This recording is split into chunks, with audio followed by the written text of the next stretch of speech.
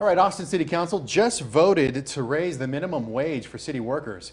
The move is significant because without it, you could have ended up seeing an impact on safety and recreation. This is all part of council's budget next year. Now, the minimum wage is going from $15 an hour up to $20. That is a 33% increase.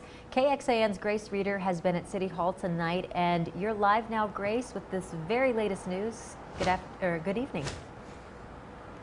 Good evening. This happened just about 5 minutes ago in the chambers here behind me, and prior to that vote, Councilmember Vanessa Fuentes taking a moment to thank her fellow members because with this budget passing, it also passes a raise for city employees.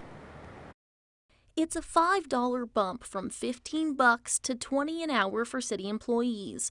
Austin City Council overwhelmingly said without it, the city will continue to struggle with staffing shortages. That's a huge pay increase for these employees who desperately need it, who have been on the front lines during the storm, during COVID. From lifeguards and the city only being able to open half of its pools at the start of the summer to personnel at the libraries, which meant less days open to the public. With kids going back to school, we have 48 vacancies with crossing guards, folks who are supposed to help our kids bike and walk safely to school. The increase will cost roughly $7 million initially, which will come from the general fund. Fortunately, given the growth that we've had in this city, this will not have an impact on the homeowner's property tax bill. So very pleasantly thrilled that we're able to deliver a lower property tax bill and deliver higher wages for employees. Councilmember Mackenzie Kelly was the only member who indicated she was not on board with the increase. She declined to comment specifically on this issue.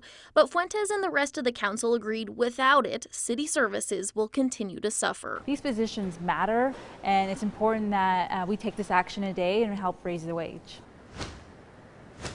Not only will minimum wage increase, there will also be a 4% increase for all city employees. It's also worth quickly noting that council members are not done for the night. They still, as I understand, have to talk about the housing bond and raises for city council members themselves. Reporting live from City Hall, I'm Grace Reader, KXAN News. Grace, thank you. And for a little context, here's a look at minimum wages for areas just outside of Austin. Some leaders there say if Austin raises its minimum wage, they will need to as well in order to stay competitive.